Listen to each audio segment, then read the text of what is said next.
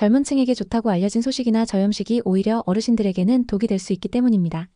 노년기에는 오히려 충분한 영양 섭취가 중요하며 특히 단백질은 더 많이 섭취해야 합니다. 안녕하세요, 여러분. 오늘은 건강한 삶을 위한 식단에 대해 이야기를 나눠보려고 합니다. 특히 요즘 건강 정보가 넘쳐나는데요. 과연 어떤 것이 진짜 우리 몸에 좋은 것일까요? 오늘은 최신 의학 연구를 바탕으로 건강한 식단과 장수의 비밀에 대해 낱낱이 파헤쳐 보도록 하겠습니다. 건강한 식단의 진실.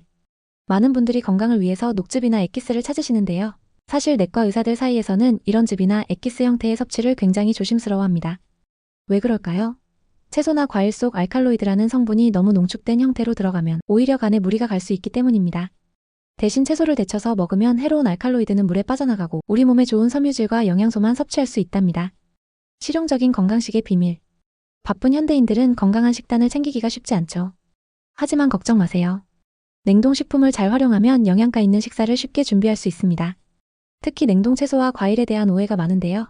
실제로 연구 결과를 보면 냉동 과정에서 영양소 파괴는 거의 일어나지 않는다고 합니다. 다만 양상추처럼 수분이 많은 채소는 냉동했다가 해동하면 식감이 완전히 망가져버리니 주의하세요. 단백질 섭취의 새로운 관점.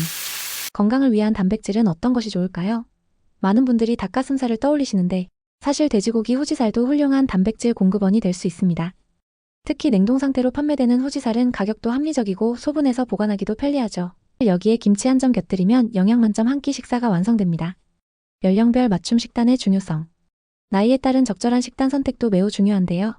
특히 75세 이상 어르신들은 젊은 사람들과는 전혀 다른 식단 관리가 필요합니다.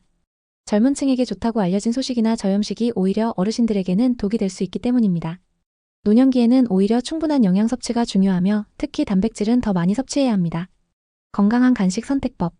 배가 출출할 때는 어떤 간식을 선택하면 좋을까요? 견과류는 휴대하기도 좋고 영양가도 높은 훌륭한 간식거리입니다. 요즘은 1일 섭취 권장량만큼 소포장된 제품들도 많이 나와 있죠. 여기에 계절 과일이나 무가당 두유를 곁들이면 건강한 간식 세트가 완성됩니다. 편의점 식사의 현명한 선택. 불가피하게 편의점에서 식사를 해야 할 때도 있는데요. 이런 경우에는 삶은 계란, 무가당 두유, 견과류 등을 선택하시면 좋습니다. 비록 가격이 일반 마트보다 비싸긴 하지만 건강을 위한 투자라고 생각하시면 됩니다. 운동과의 시너지 효과. 식단만큼 중요한 것이 바로 운동인데요. 여기서도 연령대별로 적절한 선택이 필요합니다. 젊은 층은 유산소 운동을 통해 대사를 활성화하고 소식의 효과를 높일 수 있습니다. 반면 노년층은 근력 운동에 더 중점을 두어 근감소증을 예방하는 것이 중요합니다. 지금까지 건강한 식단과 장수의 비밀에 대해 알아보았는데요. 결국 가장 중요한 것은 자신의 연령과 건강 상태에 맞는 맞춤형 식단을 선택하는 것입니다. 무작정 건강에 좋다는 식품을 따라하기보다는 본인에게 정말 필요한 것이 무엇인지 잘 파악하고 선택하는 것이 현명한 방법이겠죠? 여기까지 건강한 식단과 장수의 비밀이었습니다. 다음에는 더 유익한 건강 정보로 찾아뵙도록 하겠습니다. 구독과 좋아요, 알림 설정도 꼭 해주시고요. 그럼 다음에 만나요.